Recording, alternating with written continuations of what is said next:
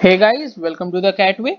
So in this video we are going to talk about prime numbers and composite numbers. Okay, so before I begin I would like to thank all the people who have joined us. Our Facebook group link is there in the description below. Now let's roll in for the video. So what are prime numbers? Okay, so prime numbers are the ones which have only two factors. Okay, prime numbers only, sorry, only two factors. Okay, and what are the factors? The number 1 and itself. Okay, so any number which has only two factors and the two factors are 1 and the number itself is known as a prime number. Okay, what are composite numbers? Let's see what are composite numbers. Sorry guys, what are composite numbers? Composite numbers which have more than two factors. Okay, more than two factors, that is the number 1 itself and some other number is a factor. It can be 3 and it can be even 1 lakh, so it doesn't matter, but it has to have more than two factors. Okay, so any number which has more than two factors is a composite number. Now talking about 1 is an exception. Okay, 1, the number 1 is neither prime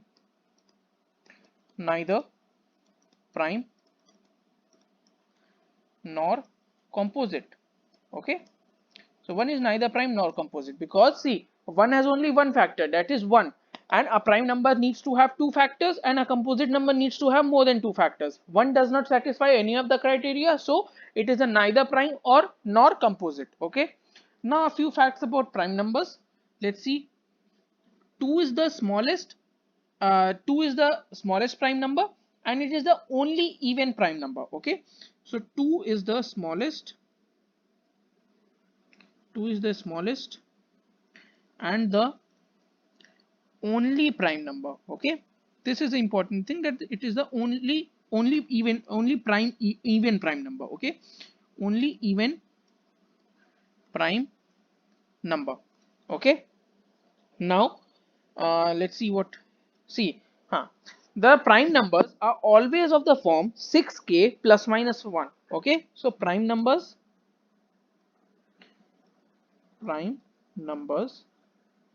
always of the form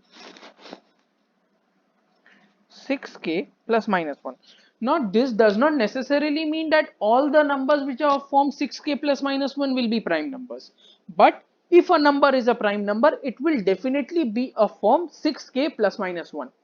This is also helpful in finding, suppose the question asked that which of the following is a prime numbers, so you can directly check for all the numbers that if they are of form 6k plus minus 1 or not. If you get, see, if you get three numbers which are not of this form, then definitely the fourth one is going to be your answer. So this is a very fast method of calculating a prime number, but it is not a sure shot method because as I told you that not every number of 6k plus minus 1 form is a prime number. So that's why it's not a sure shot method, but definitely some of the places it can help you in finding the prime numbers in a faster manner. Okay, because let's say example for 25, 25 is a form of 6k plus 1, but it is not a prime number, we know that. Okay, so that's one thing. Now let's move ahead. Let's see how many prime numbers are there in total between different numbers. Okay, so between 1 to 30, 1 to 30 there are 10 prime numbers. Okay, 10 prime numbers. Okay, between 1 to 50 there are 15 prime numbers. 15 prime numbers. Between 1 to 100 there are 25 prime numbers. 25 prime numbers. Between 1 to 200 there are 46 prime numbers. Okay guys, and between 1 to 1000 there are 168 prime numbers. Okay,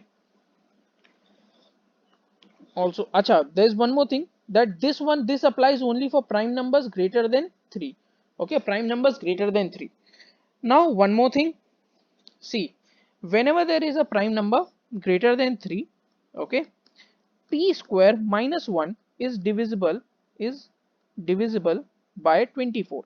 Okay, divisible by 24, which will also mean that p square is when divided by, sorry, when divided by 24 leaves remainder of 1. Okay, so this is also a question which is asked in your exam sometimes, maybe not in CAT but in OMETS. These type of questions are asked. Okay, now let's learn how to find out the prime numbers one more way. See, I've told you one way about 6k plus minus 1, but as I've told you, it is not a sure shot one. Now we'll talk about a sure shot method. Okay, so how to find prime numbers? How to find prime numbers? Okay, so what you have to do is, the first thing is that you have to remember at least the squares up till 30. Okay, that is the most basic thing. Now what you have to do is, let's say you have a number. So a number is given, let's say the number is 165, or let's say a number which we do not know about. So let's say we can take it as 187. Okay, now we do not know if it is a prime number or not. We have to calculate for it. So what will be your step 1? Your step 1 would be, step 1 would be to find out the range of its under root. Okay, now if you would have been knowing the squares, then you would have told that, see, 187 comes between the squares 169 and 196. Okay, that means the under root of it will lie between 13 and 14. So step 1 will be find the square root. Okay, approx square root or the range of square roots. So for 187, this range of square roots would be 13 to 14. That means it lies between 13 and 14. Now what you have to do is, there is only one. Now what you have to do is, you have to check. See, the higher number is 14. You take all the prime numbers below 14. Okay, write down all the prime numbers below 14. That will be your step 2. Okay, so step 2 would be, write the prime numbers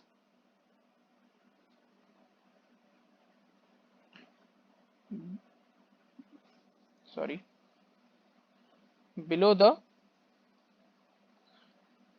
higher limit. Okay, so what will be the prime numbers below it? It will be 2, it will be 3, it will be 5, it will be 7, it will be 11, and it will be 13. Now what you have to do is, then comes your step 3, where you have to divide 187 by all the numbers. Okay, and check, divide 187 by all. Okay, and check. So let's divide 187 by 2. 187 by 2, not possible.